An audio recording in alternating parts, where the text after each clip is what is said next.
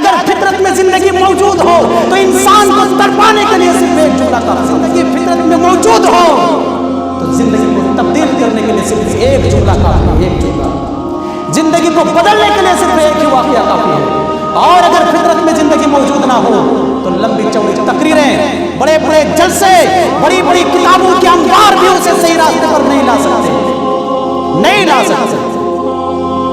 فطرت میں اگر زندگی ہو تو بڑی بڑی تقریریں چلتی ہیں، بڑے بڑے جلسے ہوتے ہیں، لمبی چوڑی تقریریں، بڑے بڑے جلسے، موٹی موٹی کتابیں ان کے سامنے پیش کی جاتی ہیں، لیکن کتے کی دم کی اگر گرم کر کے بھر دیا جائے اور نکالا جائے تو اس کی دم ٹیڑھی کی ٹیڑھی رہے گی۔ ایسے ہی آج کے مسلمانوں کا حال ہو چکا ہے۔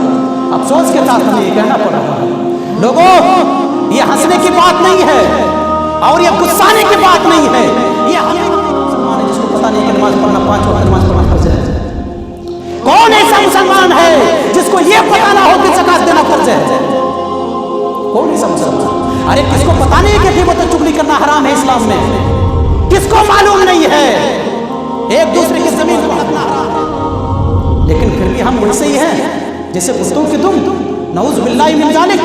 ہماری زندگی میں کوئی یہ کھوکھلے دعوے چھوڑ دو، یہ کھوکھلے دعوے نہیں چلیں گے۔ شریعت شریعت ہے، شریعت کو نوٹنگی نہیں بنایا جائے گا، شریعت میں کھلواڑ نہیں ہوگا۔ جنگ احد میں مسلمان کتنے تھے؟ 700 مسلمان تھے اور 3000 کافر تھے۔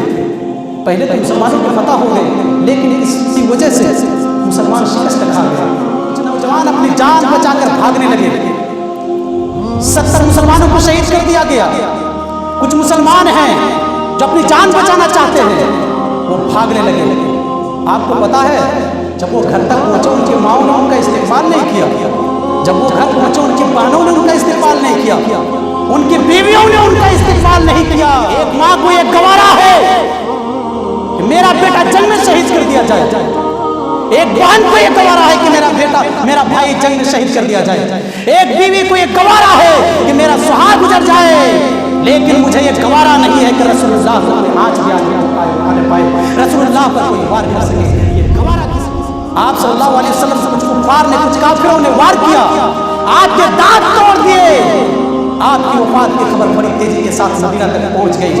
ایک دیناریہ، ایک انصاری عورت جنگ کے راستے میں جا کر سجدے میں گر جاتی ہے اور دعا کرتی ہے، اے پاک پروردگار عالم، اے اللہ اپنے حبیب کی جان کو سلامت رکھنا۔ سجدے میں گر جاتی ہے۔ ایک نوجوان آتا ہے، کہتا ہے سر کو اٹھا۔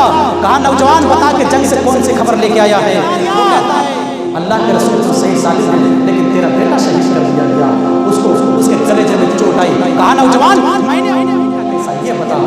کہا وہ تو صحیح ہے۔ پھر ایک نوجوان آتا ہے، کہتا سر اٹھا۔ دیناریہ سر اٹھاتی ہے، پوچھتی ہے نوجوان یہ بتا کہ رسول اللہ کا حال کیسا ہے؟ کہتا ہے تیرا بھائی شہید کر دیا گیا۔ مجھے یقین نہیں آتا، بیٹا شہید کر دیا گیا، بھائی شہید کر دیا گیا۔ نوجوان آتا ہے، کہتا ہے سر اٹھا۔ سر اٹھا کے کہتے ہیں نوجوان کون سی خبر لے کے آیا ہے؟ وہ کہتا ہے کیا بتاؤں، تیرا شوہر شہید کر دیا گیا، کلیجے میں چوٹ آئی۔ ارے وہ شہید کر دیا گیا جنہوں نے زندگی نبھانے کا وعدہ کیا تھا، آج وہ بھی چلا گیا۔ مجھے یقین نہیں آتا، میرا بھائی شہید کر دیا گیا، میرا بیٹا شہید کر دیا گیا، میرا شوہر شہید کر دیا گیا، مجھے یقین نہیں آتا۔ چلو چل کے دکھاؤ رسول اللہ کیسے ہیں، چلو چل کے دکھاؤ رسول اللہ کیسے ہیں۔ مجھے یقین نہیں آتا کہ رسول اللہ باحیات ہیں کہ نہیں ہے۔ کہا نہیں وہ تو ٹھیک ہیں۔ لے جایا گیا، وہ کہا مجھے دکھاؤ رسول کا چہرہ کدھر ہے۔ پردہ ہٹایا گیا پیچھے سے، اللہ کے رسول صلی اللہ علیہ وسلم کے چہرے پر جب نگاہ پڑی، وہ پکار اٹھتی ہے کل مصیبت بعد کا جلل، اے اللہ میرا بیٹا شہید کر دیا گیا ہے، میرا بھائی شہید کر دیا گیا ہے۔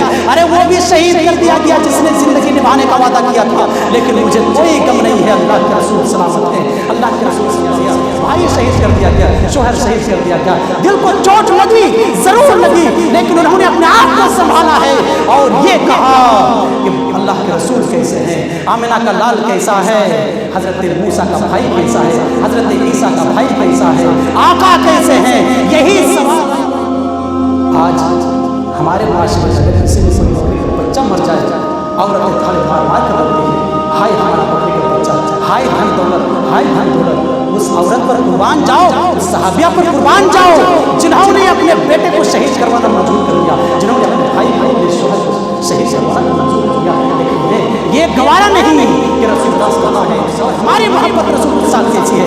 आज वो उनकी नमाज छोड़ देते हैं, कहते हैं रसूल से मोहब्बत है। ये खोखले दावे करने वाले मुसलमान, अपने आप को ईमान के दावे करने वाले और पक्के सच्चे मोमिन होने कहलाने वाले, ये अपने आप को क्या समझ बैठे कि हमसे ज्यादा रसूल अकरम सल्लल्लाहु अलैहि वसल्लम से होनी चाहिए। तुम्हारी मोहब्बत अपने औलाद से ज्यादा, अपने बाप दादा से ज्यादा, अपने माल से ज्यादा और पूरी दुनिया और कायनात की नेमतों से ज्यादा अगर किसी से मोहब्बत होनी चाहिए तो जनाब मोहम्मद रसूलुल्लाह सल्लल्लाहु अलैहि वसल्लम से होनी चाहिए।